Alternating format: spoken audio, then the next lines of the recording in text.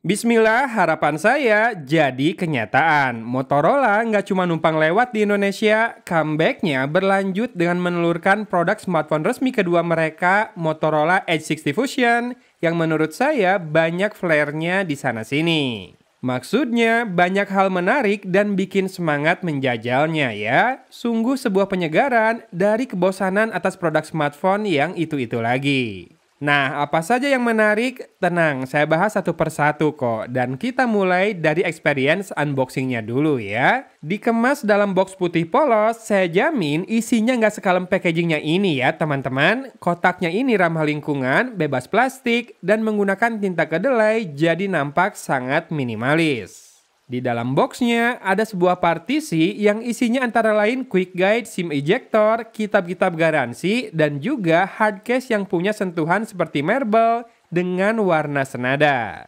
Di bagian bawah kotak, selain smartphone-nya sendiri, kita akan dapat charger 68 watt dan kabel Type-C to Type-C. Sekarang kita telisik sisi per sisi dari ponselnya yuk. Yang paling menonjol dari desainnya adalah layar dengan edge atau curve di keempat tepiannya. Feels-nya sleek bener deh. Dan build quality-nya overall juga solid terasa. Untuk proteksi, layarnya ini sudah dilapisi Corning Gorilla Glass 7i juga. Frame kiri bodinya nampak lengang, sementara di sisi kanan ada tombol power dan juga volume rocker seperti biasa. Di bagian frame atas tercetak branding Dolby Atmos yang menemani lubang sekundari mikrofon, dan di frame bawah diisi SIM tray yang berisi dual SIM hybrid slot, mikrofon utama, port Type-C, dan juga speaker grill.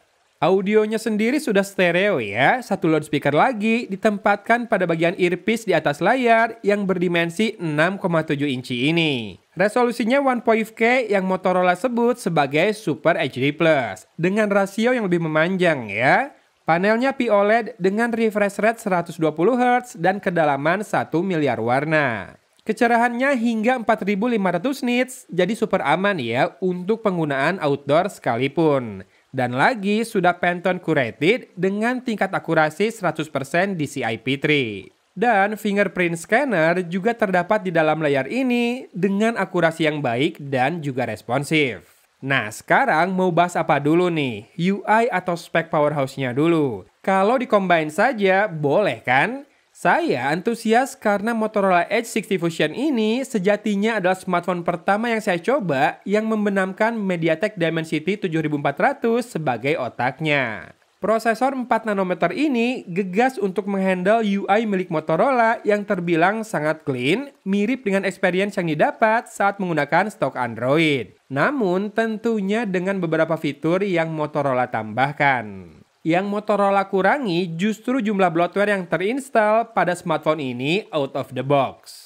Lalu, tambahan animasi pada lock screen dan juga home screen membuatnya makin nampak segar seperti ini. Nah, saya sarankan gunakan wallpaper yang colorful deh. Iya, biar makin terasa kualitas layarnya dan juga makin sedap dipandang. Pilihan font bawaannya juga cukup banyak dan bisa disesuaikan dengan selera atau karakter penggunanya masing-masing. Experience menggunakan Motorola Edge 60 Fusion ini overall terasa gegas dan nyaman ya. RAM 12GB-nya sangat cukup menghandle banyak tas yang sering saya buka berbarengan. Dan by default ada tambahan RAM bus sebesar 4GB yang juga bisa dinaikkan sampai 12GB.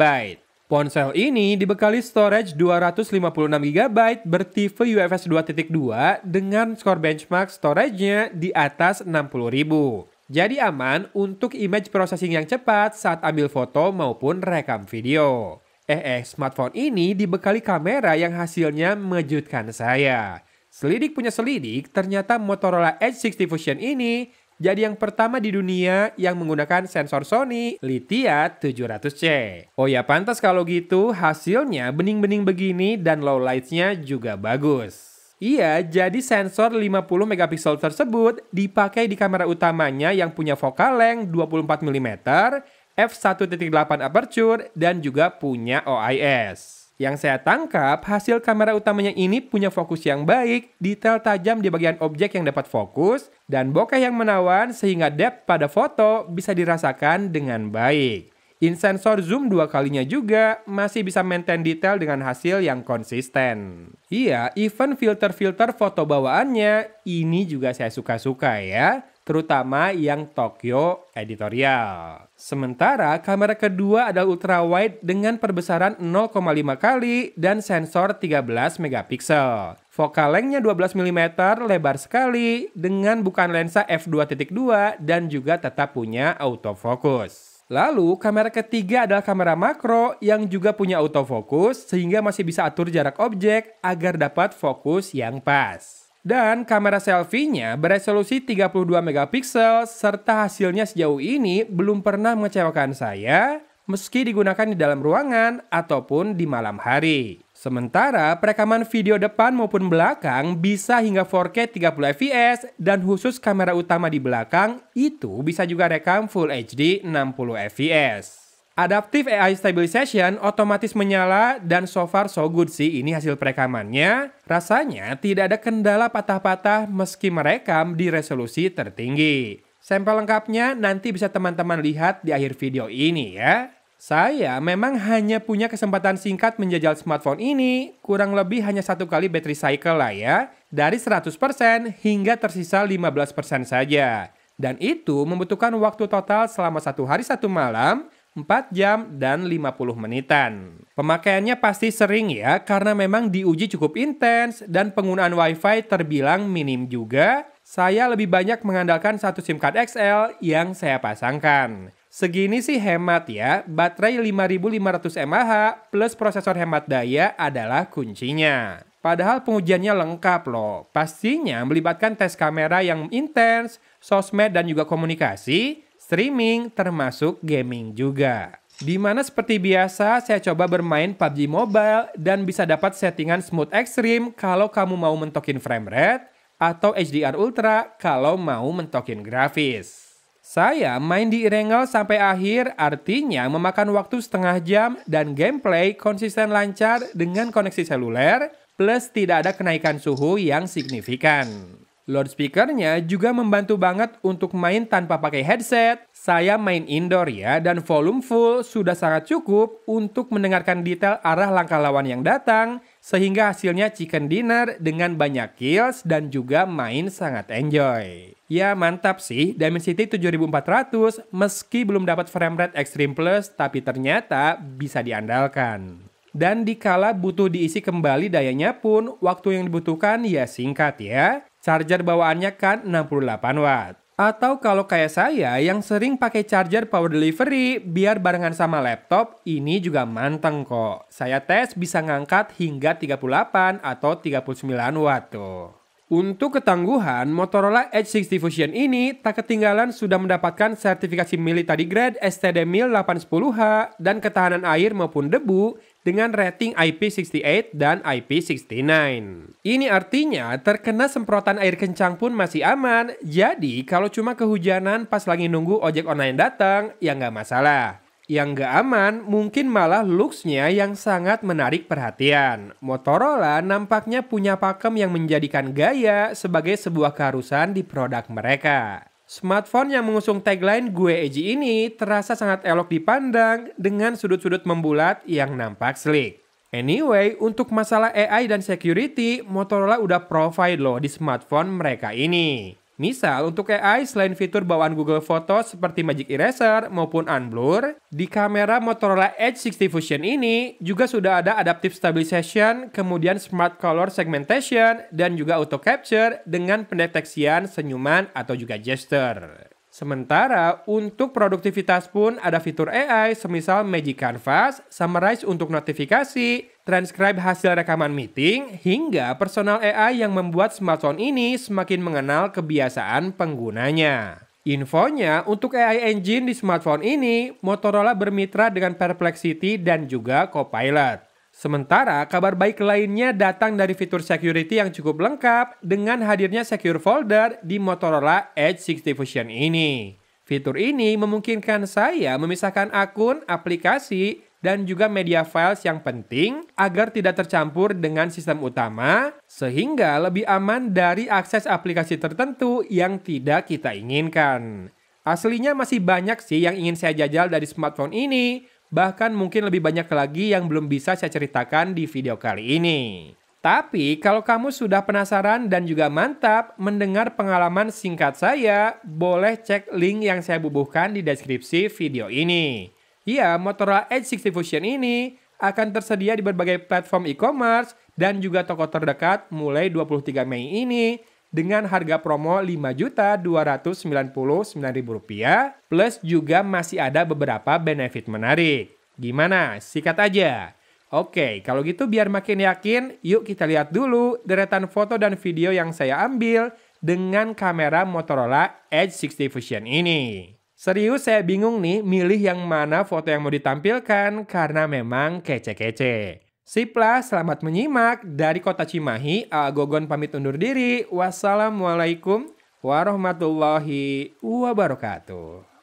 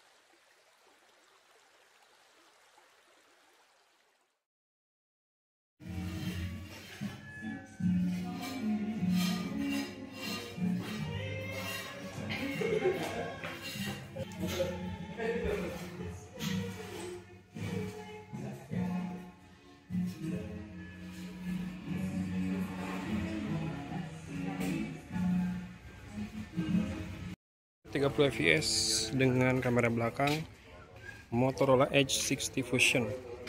Panning.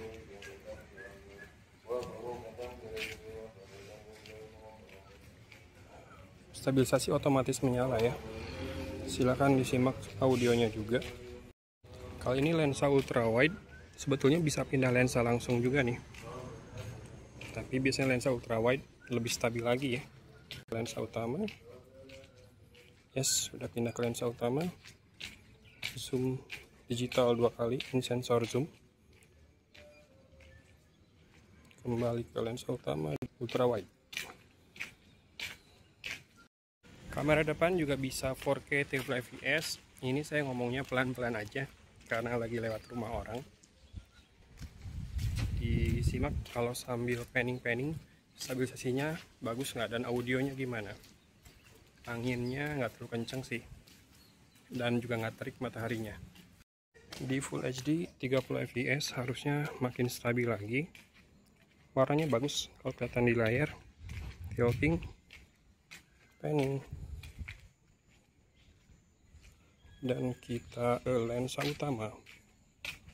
Tadi di ultra wide ya. Langitnya bagus.